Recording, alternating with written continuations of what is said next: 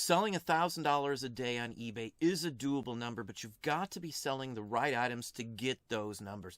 We're going to show you some of the items that get us those figures on a fairly routine basis.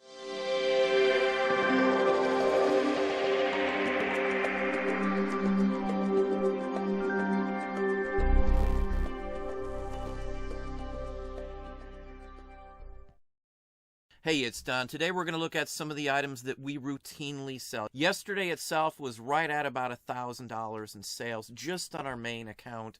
If you've got the right stuff, you're listing right, you've good keywords, good titles, good pictures, you can do extremely well. But again, you have to have good items. So let's just flip through a few items here that make us a tremendous amount of profit and that do sell quite often for us. Now this one actually came from a thrift store. We did sell this basically wooden cookie mold for $52 and some change, plus they paid shipping. This cost us, I do believe, like $3. I have a video buying this at a thrift store. You can check it out from a while ago.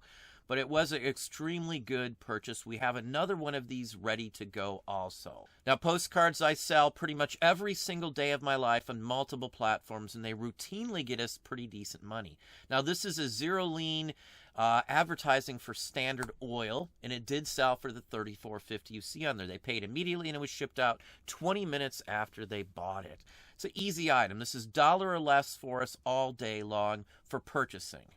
Yet another postcard here. Now, this is a Fred Harvey postcard, which is basically like a train, gift shop, restaurant, hotel, stop kind of place. And they were all over the country. They're highly collectible postcard. It did sell for over $20 as you see it. Now, all the items you're going to see, we also charge shipping. So you have to add the shipping costs to what the buyer paid as well. Now, we love vintage Christmas items and Christmas cards. This is a Japanese-inspired Christmas card. Very, very fine. It has fish. It doesn't look like a Christmas card to many people, and that is part of the reason why we were able to snag a piece like this for $1 or less. Most people don't pay enough attention and don't realize that this is dated from the 1880 era. This one did sell for $52 and some change. Now here's an interesting one. I have a video actually listing these. We just listed it, I think, last week. We did sell this first card out of that assortment for $297. This is a Schlitz Milwaukee beer advertising card. It's engraved on the back. This pays for the other 7 that we have listed for $450 or better. I am sure we're going to sell all of the other ones over time.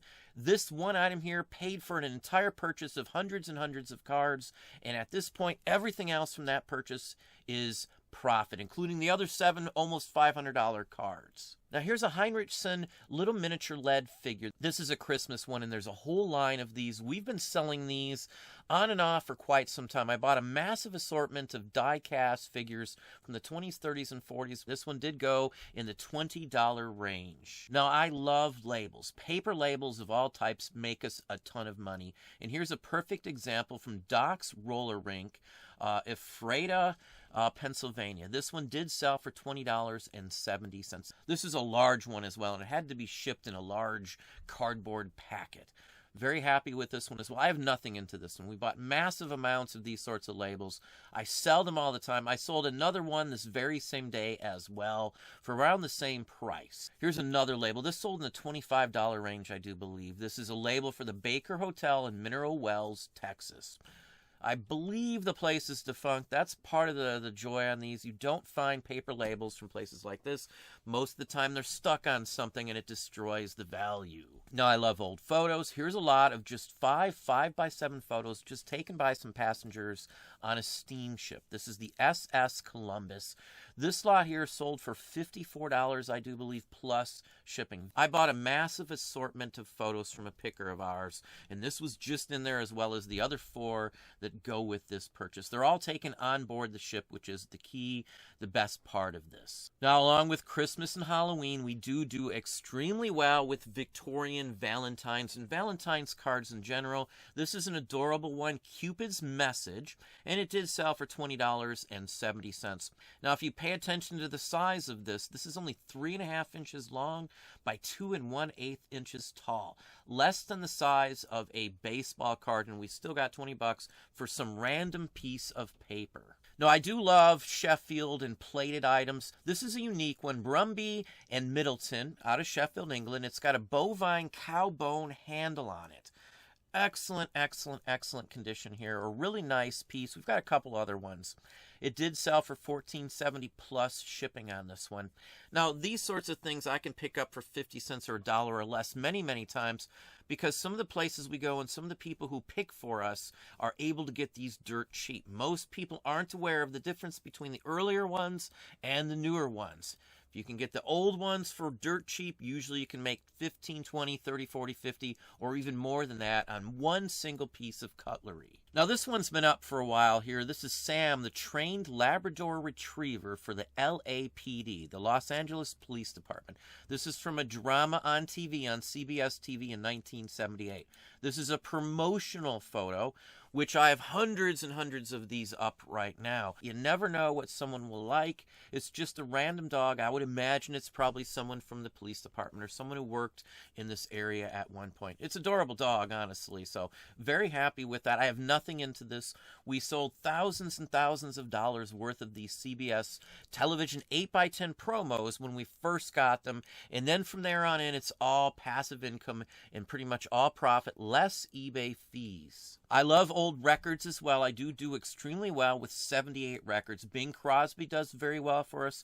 We got $27, I believe, and some change out of this 4-disc set. This was actually one of those cheapo pickups. This was $1 at a thrift store years back, and it's been sitting around. One of those items that just sets for a little while, but we routinely sell them due to quantity up. It's all profit basically at this point as well.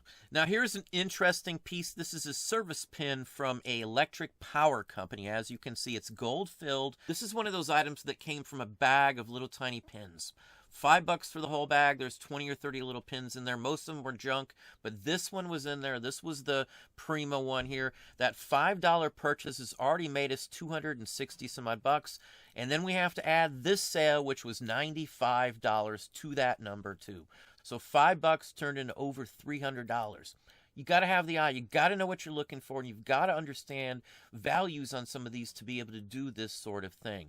The only thing it takes is time to understand and learn these areas and get past the learning curve to be able to sell higher value, cheaper little tiny things like this. Now, Victorian items in general, I do extremely well. I do love vintage trade cards of all types, mostly non-sports or Victorian era. It's something that we sell, 10, 15 times every single day of the week. This is a metamorphic card, meaning that it changes. You can move something on it, and it changes the figure on it. It has a flap, and you can change it into actually a different person. It's Blackwell's Tobacco, it's President Grant, and I'm not sure if that's Henry Wilson or not on the other side. This one here sold for just over $40 plus, again, shipping. Now, an area that I actually collect in and do love phenomenally much is vintage uniform and military buttons, going back to the Revolutionary War. Now, I sell a ton of them. Thousands of dollars worth of shirt buttons we sell every single month. Sometimes I've sold as much as $5,000 or more just in buttons in one single month. That's not counting anything else. We're just talking about buttons. Now, the reason buttons work so well for us is I'm a collector for one, and I've been digging and delving into buttons for more than 25 years. We're actually putting together our own book on identification of vintage uniform buttons right now ourselves. So this is a huge area for us. Thousands and thousands of dollars on a monthly basis are sold just in these sorts of things. Now, transportation items I do phenomenally well, and this is double one here. This is a button from transportation. Not only that, this was used at the 1893 Columbian Exposition, the Chicago World's Fair from 1893. And this is the intramural railway. This railway system took you around the World's Fair. This is the second or third one of these buttons that we've sold in the same basic range here. And this one sold for almost $80 plus shipping. And it's a small cuff size. The coat size for this very same button here, we get around $150 for. Now, here's another interesting button. Now, this company actually made automobiles at the turn of the century. They made buggies and things like that prior to that time also. The company goes back, I believe, to about the 1880s. This one did sell for just over 60 bucks. Again, it's a small cuff-sized button. And as I said, transportation items are great. They sell phenomenally well. They're across every gambit of what we sell. This is a Spokane, Portland, and Seattle Railway button. Now, again, to be able to do this, you have to have knowledge and as well invest a ton of money into price guides or identification books in general. The identification books for transportation items is a 3-volume set, which will put you back almost $700 total for those 3 books alone. Now, the identification guides for these sorts of items are worth money in and of themselves. So if I ever want to give up or don't want to mess with these, I can sell the price guides for more than I paid for them as well. This one sold for 20 some odd bucks. I have nothing into all of these buttons I'm showing you. We bought poundage. Right now, we're sitting on over 500 pounds of vintage buttons. And we've only went through about maybe 10% of them at this point. The rest of them are still sitting there, unsorted, unlisted, in the whole works. Here's another fine uniform button here. This is from the Detroit Yacht Club. And this dates to about 1870 or 1880. Very easily datable by the Scoville Manufacturing Company backmark on it. Sold for over 60 bucks. It was up maybe 10 days or so as well. I've got several other ones of these, so I will be making quite a bit of bucks just from Detroit Yacht Club buttons. Here's another transportation-related item. This is the Havana Electric Railway Company.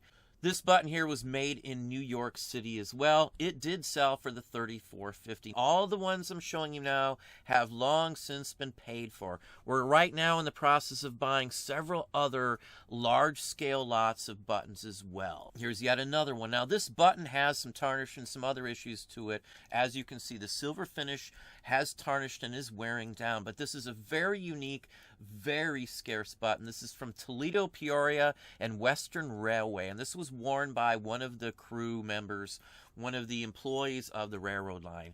This is a cuff button, and it did sell for 95 bucks as you see it. We've sold train line buttons into the $500 and $600 range just for one single button. And lastly, one more transportation-related button here. It's Napa Valley Route. And this is a railroad line from about 1911 from San Francisco. Long defunct. This one did sell for $95 or $96, I do believe, on this one. Again, plus shipping for all of these. We've got several more as well. It's been up for a little while, but again, there's nothing in it. I have no value left. All of this is profit, less eBay fees. We sold just over $600 of just buttons in a day and a half, and that was right after we listed a large little grouping of them, which is what usually happens.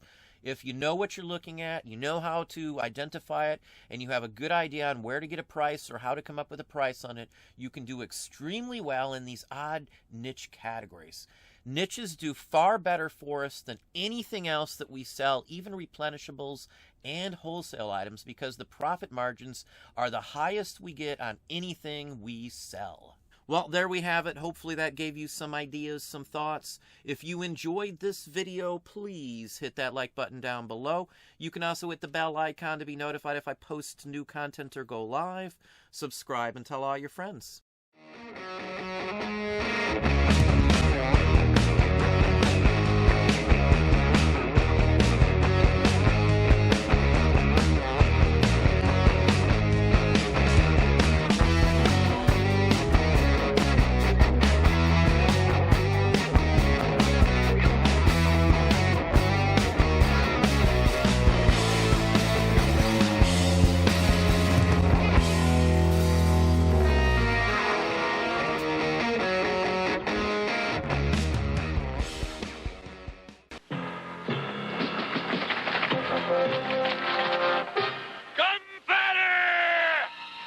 Come, runners.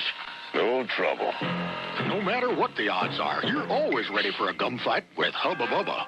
Cause soft, juicy, delicious Hubba Bubba lets you blow amazing, no-stick bubbles that won't stick to your face. That's why they call them gum runners. Big bubbles, no troubles. Bubble, bubble, bubble, gum.